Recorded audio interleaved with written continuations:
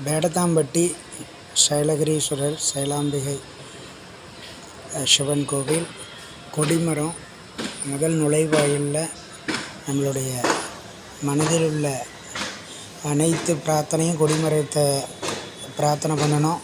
ரெண்டாவது பலிபீடம். இந்த பலிபீடத்துக்கிட்ட நம்மளுடைய பாவமெல்லாம் விலகிடுன்னு சொல்லி பலிபீடத்திட்ட மனசார பிரார்த்தனை பண்ணிக்கிட்டு நந்தி பகவான் அழகாக விட்டுருக்கிறாரு.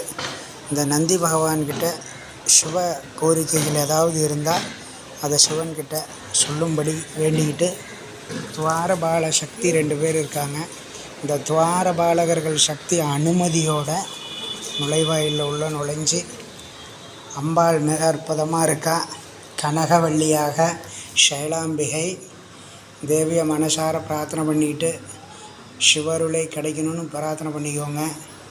அப்படியே வந்தோம்னா தக தக தகன்னு சொலிக்கின்ற ராஜாவாக அனைவருக்கும் ஹரஹர நம பார்வதி பதையே, ஹரஹர மகாதேவா.